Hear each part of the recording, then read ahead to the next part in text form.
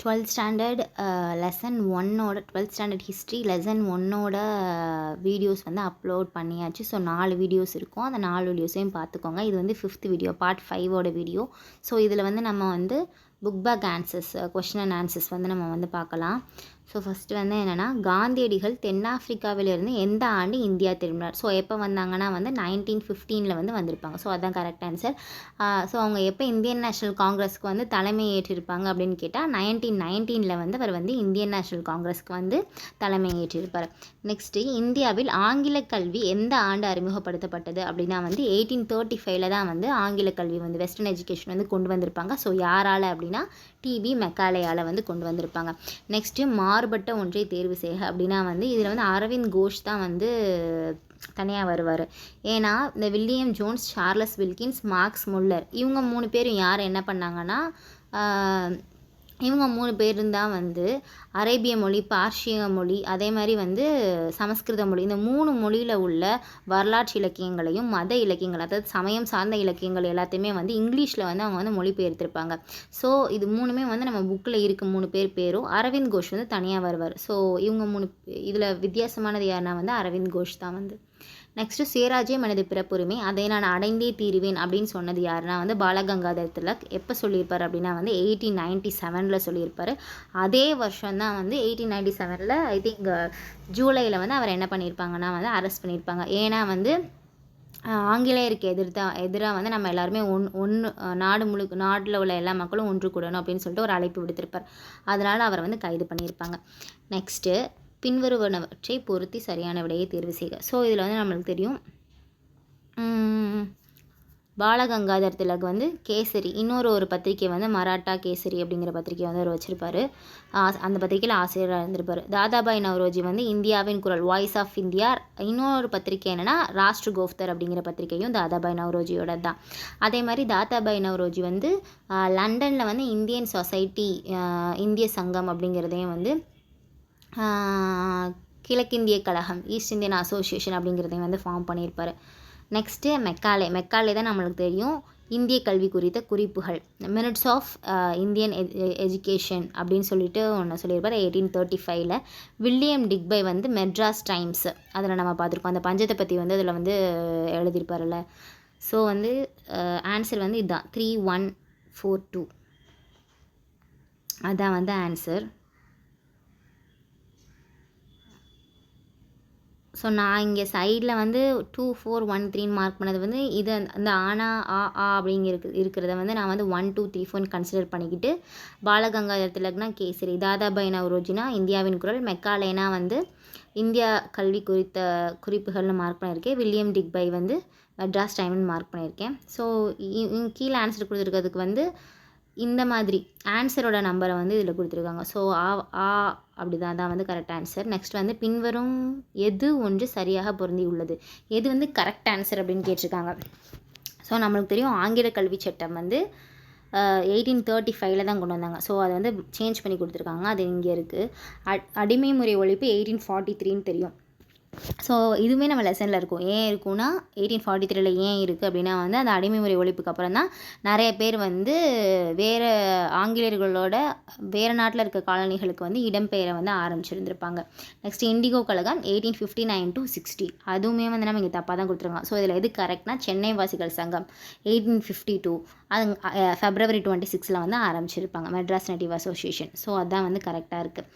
Next வந்து என்னென்னா, பின்வரும் அமைப்புகள் தொடங்கப்பட்ட சரியான கால வரிசையை தேர்வு செய்க.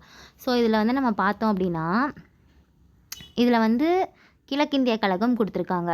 அதே மாதிரி லாஸ்ட்டில் பார்த்தோம்னா இந்திய சங்கம் கொடுத்துருக்காங்க. இது ரெண்டுமே லண்டனில் ஆரம்பித்தது. யாராலனா தாதாபாய் நவ்ரோஜியால் ஆரம்பிச்சது. ஸோ இந்த இந்திய சங்கம் வந்து 1865 ஆரம்பிச்சிருப்பார் இந்தியன் சொசைட்டியை.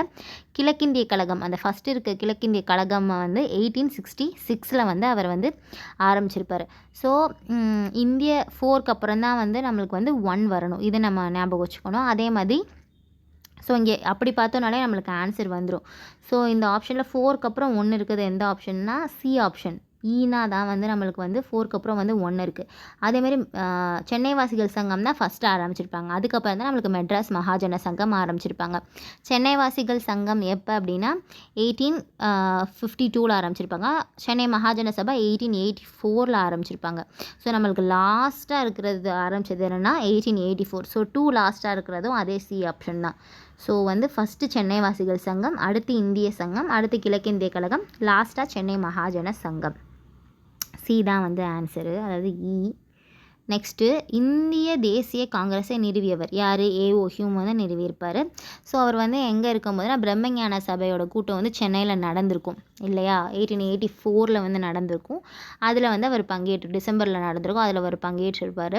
அதே மாதிரி இந்திய நேஷனல் காங்கிரஸ் எப்போ ஆரம்பிச்சிருப்பாங்கன்னா 1885 டிசம்பர் 28 வந்து ஆரம்பிச்சிருப்பார். அதோட ஃபஸ்ட்டு தலைவரை யார் இருப்பார் அப்படின்னா வந்து WC பானர்ஜி வந்து இருந்திருப்பார். நெக்ஸ்ட் அதுதான் அதே அடுத்த கொஸ்டினாகவும் இருக்குது. இந்திய தேசிய காங்கிரஸின் முதல் தலைவர் யார்? WC பானர்ஜி.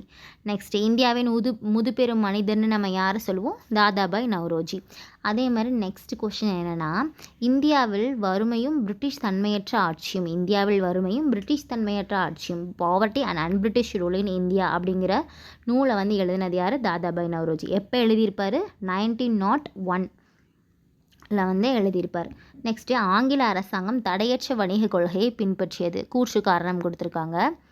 ஆமாம், நம்மளுக்கு தெரியும், தடையற்ற வணிக கொள்கையை தான் அவங்க வந்து பின்பற்றியிருப்பாங்க.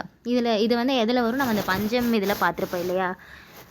என்ன பண்ணியிருப்பாங்க, அவங்களால எவ்வளோக்கு எவ்வளோ இங்கேருந்து பொருட்களை எடுத்து அங்கே அனுப்ப முடியுமோ, பருத்தி, எண்ணெய், கச்சா பொருட்கள் எல்லாத்தையுமே வந்து இந்தியாவிலேருந்து வந்து அவங்க வந்து எடுத்து வந்து அனுப்பியிருப்பாங்க. ஸோ அவங்களால எவ்வளோக்கு எவ்வளோ வந்து அனுப்ப முடியுமோ அவ்வளோ பொருட்களை இந்தியாவிலேருந்து அனுப்பியிருப்பாங்க. ஸோ அதான் வந்து தடையற்ற வணிக கொள்கையை வந்து பின்பற்றியிருப்பாங்க. இங்கிலாந்தின் தடையற்ற வணிக கொள்கையினால் இந்தியா நன்மையை பெற்றதா இல்லை. அதனால் இந்தியாவுக்கு வந்து பஞ்சம் தான் ஏற்பட்டுச்சு இல்லையா? ஸோ அப்போ என்னது? கூற்று சரி, ஆனால் காரணம் தவறு. சி ஆப்ஷன் தான் வரும். நெக்ஸ்ட் என்ன சொல்லியிருக்காங்க அப்படின்னா வந்து ஒரிசா பஞ்சம் குறித்த பின்வரும் கூற்றுகளில் சரியானவை எது? ஸோ இதில் வந்து என்ன சொல்லியிருக்காங்கன்னா நமக்கு தெரியும். ஸோ 3 கூற்று கொடுத்துருக்காங்க. அதில் எது சரி அப்படின்னு சொல்லி நம்ம வந்து கண்டுபிடிக்கணும். ஸோ பார்ப்போம். 1866ஆம் ஆண்டில் 1.5 மில்லியன் மக்கள் ஒரிசாவில் பட்டினியால் இறந்தனர். கரெக்ட். 1.5 மில்லியன் மக்கள் வந்து ஒரிசாவில் பட்டினியால் இறந்துருப்பாங்க. அதுலேயே நம்ம பார்த்துருப்போம், மெட்ராஸில் வந்து பஞ்சம் வந்திருக்கும். 78 டைமில் வந்து வந்திருக்கும். மெட்ராஸில் வந்து எவ்வளோ பேர் இறந்துருப்பாங்கன்னா 3.5 மில்லியன் பேர் வந்து இறந்துருப்பாங்க. ஸோ ஒரு ரிமெம்பர் பண்ணிக்கிறதுக்காக சொன்னேன். ஸோ அதுக்கு ஃபஸ்ட்டு கூற்று வந்து கரெக்டு தான். செகண்ட் என்னென்னா பஞ்ச காலத்தில் 200 மில்லியன் பவுண்ட் அரிசியை பிரிட்டனுக்கு ஆங்கில அரசு ஏற்றுமதி செய்தது. கரெக்டு. ஸோ 200 மில்லியன் பவுண்ட் அரிசியை தான் அவங்க வந்து ஏற்றுமதி செஞ்சுருப்பாங்க. அதுவும் கரெக்டு. இந்த இது நம்ம ஞாபகம் வச்சுக்கணும். ஸோ அதை நம்ம படிக்கும்போது நார்மலாக இந்த இதெல்லாம் பெருசாக நம்ம கவனிக்க முடியாது. இந்த 1.5 மில்லியன் டன் 200 மில்லியன் பவுண்ட் அரிசியை வந்து அவங்க ஏற்றுமதி செஞ்சுருக்காங்க அப்படிங்கிறது அரிசியாக கோதுமையான்னு கன்ஃபியூஸ் ஆகும். ஸோ அரிசியை தான் ஏற்றுமதி செஞ்சுருப்பாங்க. அதுக்கு முன்னாடி உள்ள பாயிண்டில் தான் வந்து நார்மலாக வந்து கோதுமை வந்து ஏற்றுமதி பண்ணியிருப்பாங்க. பஞ்சத்தில் இருக்கும்போது இத்தனை மில்லியன் டன் கோதுமை வந்து பண்ணியிருப்பாங்க அப்படின்னு சொல்லியிருப்பாங்க. ஸோ பஞ்ச காலத்தில் 200 மில்லியன் பவுண்ட் அரிசியை பிரிட்டனுக்கு ஆங்கில அரசு ஏற்றுமதி செய்தது. இதுவும் கரெக்டு தான். ஒரிசா பஞ்சமானது தாதாபாய் நவ்ரோஜியை இந்திய வறுமை குறித்து வாழ்நாள் முழுவதும் ஆய்வை மேற்கொள்ள தூண்டியது. இதுவும் கரெக்ட் தான். ஸோ 3 கூற்றுமே வந்து கரெக்டு. அப்போ இவை அனைத்தும். ஸோ அவ்வளோதான் book back answers, question and answers வந்து அவ்வளோதான். ஸோ இதில் நம்ம இன்னும் நான் ஒரு டைம் வந்து அந்த இதை காட்டிடுறேன். ஏன்னா மித்த புக் பேக் ஆன்சர்ஸ்லாம் நம்ம ஈஸியாக ஆன்சர் பண்ணிடலாம்.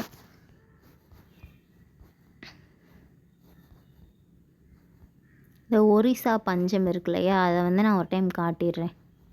ஏன்னா அதை நம்ம சும்மா ரீட் பண்ணிட்டு போயிடுவோம். ஆனால் அதுலேருந்து தான் வந்து இந்த மாதிரி கொஷின்ஸ் கேட்டிருக்காங்கல்ல. அந்த இங்கே இருக்கும் பாருங்கள். 1866 வந்து ஒரிசாவில் பஞ்சத்தின் போது 1.5 மில்லியன் மக்கள் பட்டினிக்கு பலியான நிலையில் ஆங்கிலேயர் 200 மில்லியன் பவுண்ட் அரிசியை இங்கிலாந்துக்கு ஏற்றுமதி செய்தனர். ஒரிசா பஞ்சத்தின் தூண்டுதலின் காரணமாக தேசியவாதியான தாதாபாய் நவ்ரோஜி இந்தியாவின் வறுமை குறித்து தனது வாழ்நாள் முழுவதும் ஆய்வை தொடங்கினார். ஸோ அடுத்த கீழே இருக்கு பாருங்கள். 1876 78 வரைக்கும் மெட்ராஸ் மாகாணத்தில் பஞ்சம் வந்திருக்கும். அப்போ அரச பிரதிநிதியாக ரிட்டர்ன் இருந்திருப்பார். 3.5 மில்லியன் மக்கள் வந்து பஞ்சத்தில் பலியானாங்க. கோதுமை ஏற்றுமதி பண்ணதை வந்து நார்மலாக வந்து சொல்லியிருப்பாங்க. மெட்ராஸ் டைம் வில்லியம் டிக்பை, இதுவும் முக்கியம். இது அந்த மேட்ச்சில் பார்த்தோம்ல. ஸோ இதில் நம்ம பார்க்காதது என்னென்னா, அந்த 5 பார்ட்டாக வீடியோ போட்டிருக்கேன். ஸோ இதில் வந்து பார்க்காதது டிபி மெக்காலேயோட இந்த பாக்ஸ் தான் பார்க்கல. ஸோ அந்த கல்விக் கொள்கையை பற்றி என்ன அப்படிங்கிறத வந்து சொல்லியிருப்பாங்க. ஸோ இந்த பாக்ஸ் தான் பார்க்கல. ஸோ இதுவும் அதுக்கப்புறம் இந்த இந்தியன் நேஷ்னல் காங்கிரஸ் வந்து எங்கெங்கே நடந்தது அப்படிங்கிறதுக்கான ஒரு மேப் வந்து கொடுத்துருப்பாங்க. எப்பப்போ எங்கெங்கே நடந்துச்சு அப்படின்னு. அதேமாதிரி இந்த கீழே இது ரொம்ப முக்கியம். மாநாடு நடைபெறாத ஆண்டுகள் அப்படின்னு வந்து ஒரு சில ஆண்டுகள் வந்து இதில் கொடுத்துருக்காங்க. இது வந்து ரொம்ப முக்கியம். அதாவது 1930, 35, 41 to 45 இந்த டைமில் வந்து மாநாடுகள் வந்து நடைபெறலை. அதுக்கேட்டில் 1885 1947 வரைக்கும் ஃபுல்லாக நடந்திருக்கும். இடையில 1930, 35 அதுக்கப்புறம் 30, 35, 41 to 45 வந்து மாநாடுகள் நடைபெறாத ஆண்டுகள். இது ரொம்ப முக்கியம். இதுலேயுமே வந்து சிறப்பு மாநாடுன்னு ஒரு சில இடத்துல நடந்திருக்கும். அந்த சிறப்பு மாநாடுகள்லாம் ரொம்ப முக்கியம். ஸோ ஒரு மொத்தம் 4 சிறப்பு மாநாடு நடந்திருக்கு. அதுவும் முக்கியம். ஸோ இந்த இந்திய தேசிய காங்கிரஸ் மாநாடுகள் பற்றின மேப்பும், அதுக்கப்புறம் டிபி மெக்காலே அவரோட அந்த மினிட்ஸ் ஆஃப் எஜுகேஷன், அதாவது அந்த கல்விக் கொள்கையை பற்றின அந்த பாக்ஸும் வந்து நான் வந்து ஷார்ட்ஸில் போடுறேன், பார்த்துக்கோங்க. ஸோ இது வரைக்கும் 5 பார்ட் வந்து போட்டிருக்கு 12th ஹிஸ்ட்ரி. ஸோ லெசன் 1 வந்து முடிச்சாச்சு. யாராவது வந்து பார்க்கல அப்படின்னா வந்து இதுக்கு முன்னாடி உள்ள பார்ட் வந்து பார்த்துட்டு